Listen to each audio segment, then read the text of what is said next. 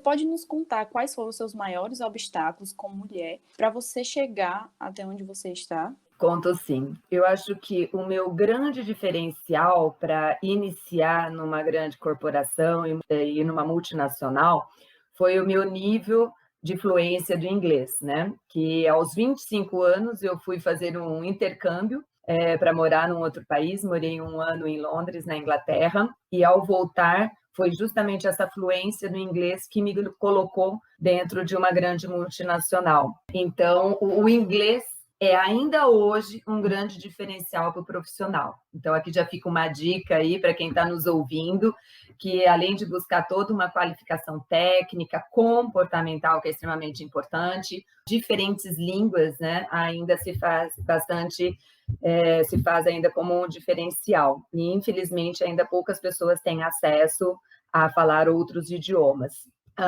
Quando eu entrei, então, nessa primeira multinacional, eu acabei conhecendo quem iria ser o meu futuro marido, e nós estávamos dentro da mesma área de vendas.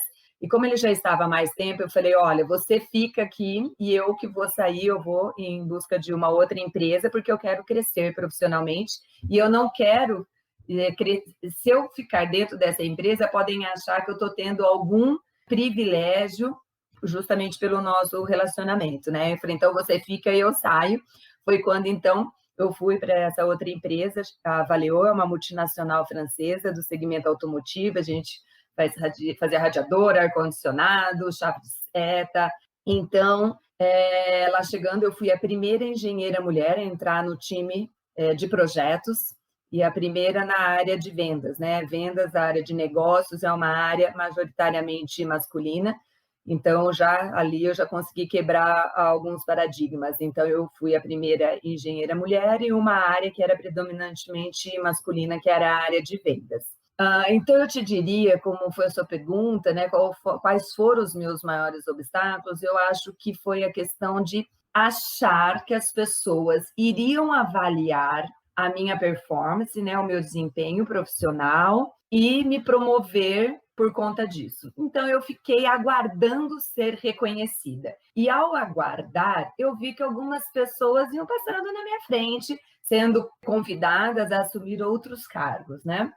Então, aconteceu justamente um caso que teve uma vaga, o meu diretor saiu e o presidente convidou um parceiro meu para ocupar a vaga. E essa pessoa, ao fazer todo o processo interno de seleção, numa entrevista com o vice-presidente da França, o vice-presidente falou, escuta, mas por que é fulano e não Adriana? Porque a Adriana acabou de voltar de uma licença maternidade. Então, eu acho que ela não vai ter tempo para se dedicar tanto ao trabalho, fazer tantas reuniões, viajar, né?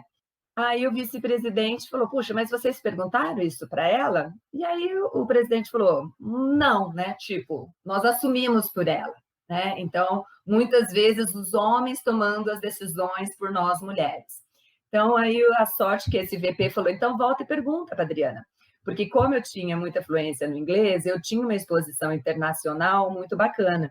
Então, eu sempre gostei muito de falar, de apresentar, e eu conhecia muito a área, porque até então eu já tinha 6 anos de experiência na área de vendas.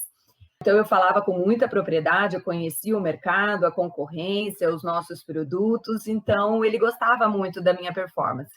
Aí, quando eles vieram e me perguntaram, Adriana, você gostaria de uma vaga assim, assim, assada? Eu falei, é claro que eu gostaria, exatamente isso que eu estou esperando, né? Aí, então, passei por todo o processo e, no fim, eu fui a escolhida. Então, ali, para mim, foi um divisor de águas, porque até então eu achava que as pessoas tinham que avaliar os fatos e dados ali, ver a minha performance, porque eu tinha avaliação de desempenho todo ano, e todo ano as minhas notas sempre eram acima do esperado. Então, eu esperava que o reconhecimento viria automaticamente, né? E por mérito, e por eles fazerem esse convite. Aí eu entendi que as coisas não funcionam muito bem assim, não. Que a gente tem, sim, que fazer o nosso marketing pessoal, a gente tem que se expor e vender melhor o nosso trabalho. E a gente não pode esperar o reconhecimento, a gente tem que ir atrás do nosso reconhecimento e falar que a gente quer ser reconhecida. sabe? Que eu acho que essa é uma característica muito feminina, assim, a gente faz tudo direitinho e a gente espera que as pessoas valorizem esse nosso trabalho. E, infelizmente, não é tão assim. Então, a dica que eu posso dar para vocês é: não fique esperando ser reconhecida. Fizeram um bom trabalho?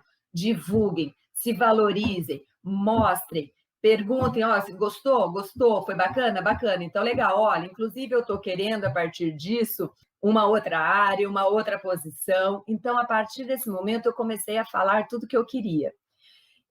E foi interessante que, quando eu fui para essa vaga, era uma vaga de diretora, né? Porque eu estava substituindo um diretor, e foi me dado gerência, porque eu era nova, eu era mulher, né? Então eu tinha que provar. Eu falei, mas tudo bem, eu vou pegar assim mesmo, porque eu vou provar, eu vou dar conta do recado e depois eu vou buscar todo o restante. E foi assim que eu fiz. Durante 2 anos eu trabalhei, superei a minha performance, e para a empresa estava relativamente cômodo, né? Porque eu estava produzindo e eu estava com um salário de gerente.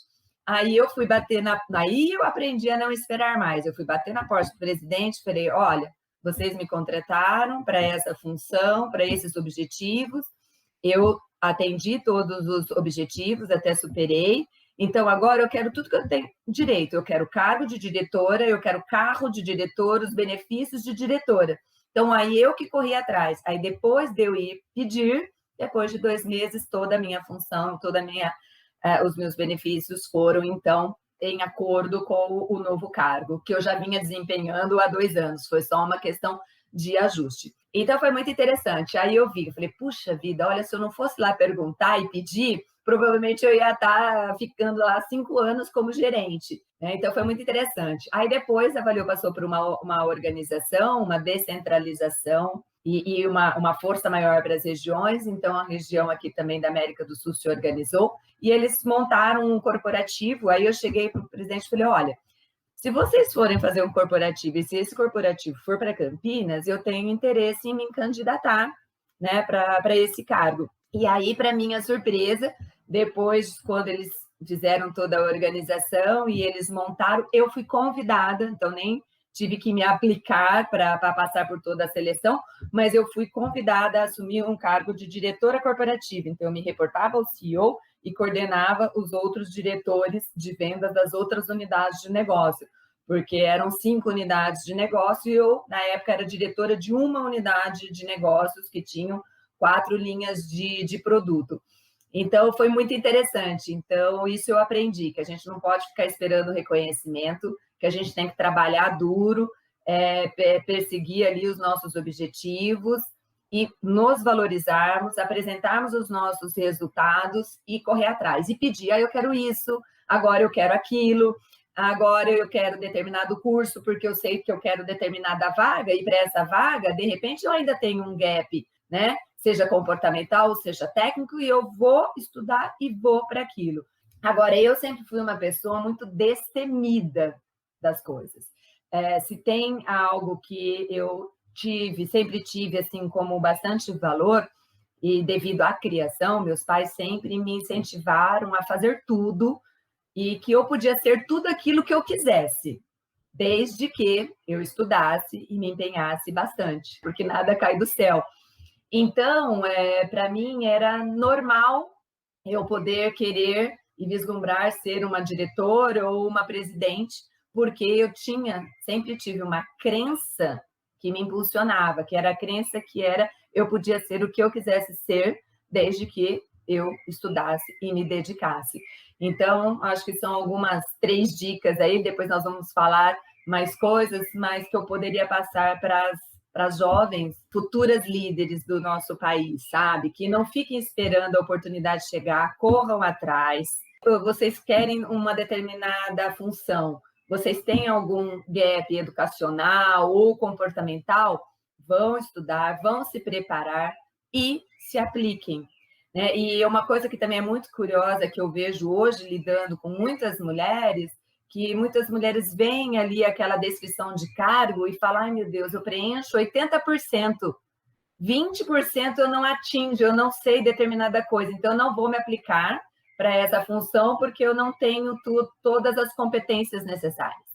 Isso num homem, normalmente é ao contrário. Um homem olha aquela descrição de cargo e fala, eu atendo 20% dessas competências, mas eu dou conta do recado, eu vou assumir esse risco, eu vou me aplicar. E o homem se aplica e acaba sendo escolhido, e a mulher com muito mais competência deixa de se aplicar. Porque a mulher, nós aqui vivemos numa sociedade patriarcal, machista, bastante religiosa, aonde a mulher ela acaba ficando mais submissa, né? E ela tem muito menos exposição ao risco. Então, muitas mulheres acabam literalmente tendo uma aversão ao risco, porque tudo precisa ser extremamente planejado para ficar dentro daquilo que é esperado. Então, assim, outra dica: assumam o risco, metam as caras mesmo, aprendam com as coisas acontecendo, porque os homens fazem dessa maneira. Então, a gente pode também, sabe? Então, deixar um pouquinho esse perfeccionismo de achar que tem que saber tudo. Não tem, não tem. Pode-se falar, eu não sei e vou aprender.